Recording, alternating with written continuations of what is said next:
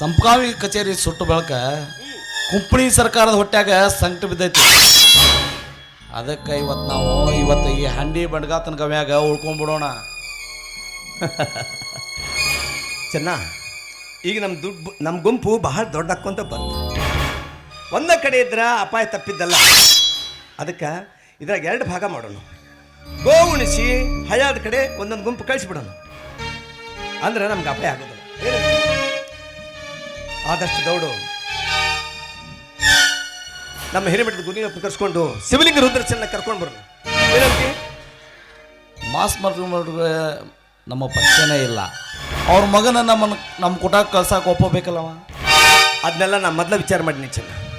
ದತ್ತಕ್ ಪುತ್ರ ಅಂತ ಕರಾರ ಪತ್ರ ಮಾಡುವಾಗ ಮಧ್ಯಸ್ಥಿಕೆ ವಹಿಸಿದ ಹಿರೇಮಠದ ಗುರುಲಿಂಗಪ್ಪನವರು ನಮ್ಮ ಜೊತೆ ಬರ್ತೇವಿ ಅಂತ ಒಪ್ಕೊಂಡಾರ. ಅದಿರಲಿ, ಈ ಹಪ್ತೆ ಹಣ ಲೂಟಿ ಮಾಡ್ಕೊಂಡು ಬರಕ್ ಹೋದ ಬಾಪು ಭಂಡಾರಿ, ಒಡ್ಡರ್ಗಲ್ಲಣ್ಣ, ಗಜಬೀರ ಇನ್ನೂ ಬರಲೇ ಇಲ್ಲಲ್ಲೋ. ಏನ್ ಮಾಡತ್ತಾರ ಅವರು?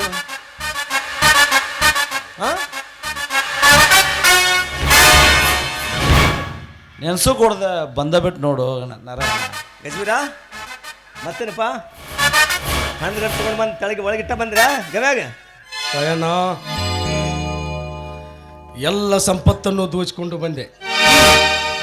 ನಮ್ಮವರ ಅರ್ಧ ಸಂಪತ್ತನ್ನು ಬ್ರಿಟಿಷರ ಕೈಯಾಗ ಕೊಡ್ಲಿಕ್ಕೆ ಹೊಂಟಿದ್ರು. ಅದನ್ನು ಸೆದೆ ಬಡಿದು ಮತ್ತೆ ಅವ್ರಿಗೆ ತಿಳಿಸಿ ಹೇಳಿದೆ, ನೋಡ್ರಿಪ್ಪ, ನೀವೆಲ್ಲ ನಮಗೆ ಸಹಾಯ ಮಾಡಬೇಕಾದ್ರೆ, ನಮ್ಮ ದೇಶನ ಮಾಡಬೇಕಾದ್ರೆ ಇದ್ದ ಸಂಪತ್ತನ್ನು ಕೊಡ್ರಿ ಅಂದ್ಯ. ಅದ್ರಾಗ ರಾಯಣ್ಣ ಒಂದಿಷ್ಟು ಜನ ಬ್ರಿಟಿಷರಿಗೆ ಹಪ್ತಾ ಕೊಡಕ್ಕೆ ಹೊಂಟಿದ್ರು.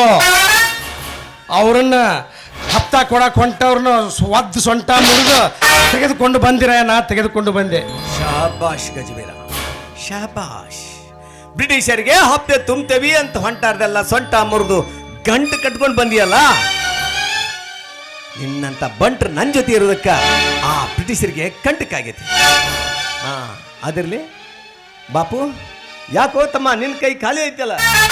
ಹಪ್ತೆ ಧನ ಕೊಡಕ ಯಾರು ಬರಲಿಲ್ಲ, ಹಿಂಗಾಗಿ ಬರೆಗೆಲೆ ಬರ್ಬೇಕಾತು. ರಾಯಣ್ಣ, ಈ ಬಾಪ್ಯನ್ನ ನಮ್ಮ ಗುಂಪಿನಿಂದ ಒದ್ದು ಹೊರಗೆ ಹಾಕ್ಬೇಕಂತ ನನ್ನ ಮನಸ್ಸು ಅನಿಸ್ತೈತಿ. ಲೇ ಗಜಬೀರ, ಯಾಕೋ ಮಗಣ ಬಾಯ್ ಬಿಗಡದು ಮಾತಾಡ ನೋ ಮಗಣ. ಬಾಪ್ಯ, ಈ ಕಾಡ್ನ್ಯಾಗ ಮದ ಬಂದು ಗಜಬೀರ್ನ ಮೆರೆದವ ನಾನು. ನನಗ ಲೇ ಹೆಚ್ಚು ಮಾತಾಡ್ತೀಯ? ಲೇ ಮಗಣ, ಜಿದ್ದಿಗೆ ಬಿದ್ದು ಈ ಬಾಪು ಭಂಡಾರಿ ಕೂಟಾಗ ಯುದ್ಧ ಮಾಡಕ್ ಹೋಗ್ಬೇಡ. ಹೋಗ್ರಲೇ ಹೋಗ್ರಿ.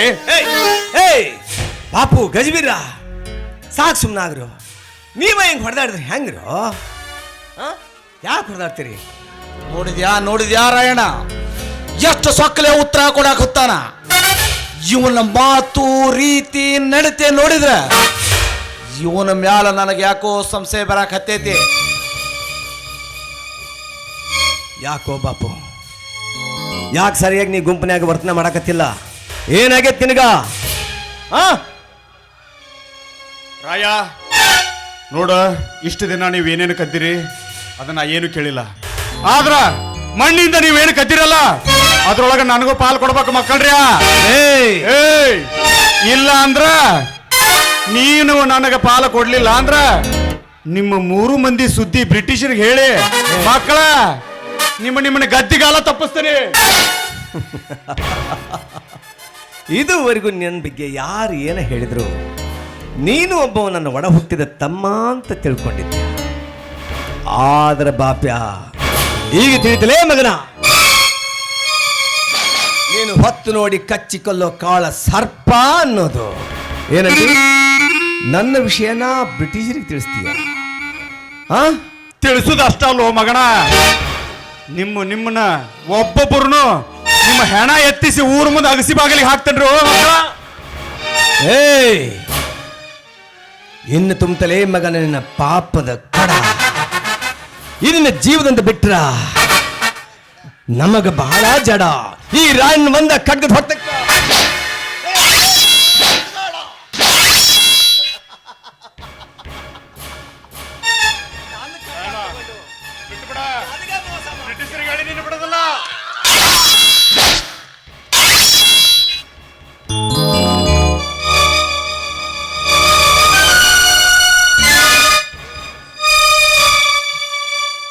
ಹರ ಹರ ಮಹಾ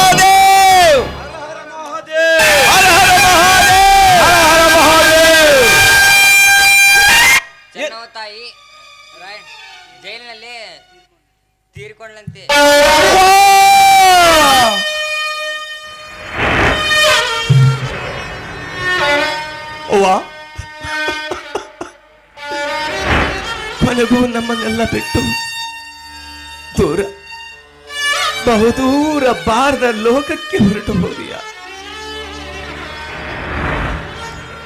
ನಮ್ಮೆಲ್ಲರ ಆಶಾ ಕಿರಣ ಆರಿ ಹೋಯಿತೆ. ಕನ್ನಡಿಗರ ಸ್ವಾತಂತ್ರ್ಯದ ಜ್ಯೋತಿ ನಂದಿ ಹೋಯಿತೆ. ಕಿತ್ತೂರಿಗೆ ಕತ್ತಲಾವರಿಸಿದೆ. ಯಾರು? ಚನ್ನಬಸು, ಗಜವೀರ, ಅವ್ವ ಸತ್ತು ಹೋದ್ರೇನಾತು?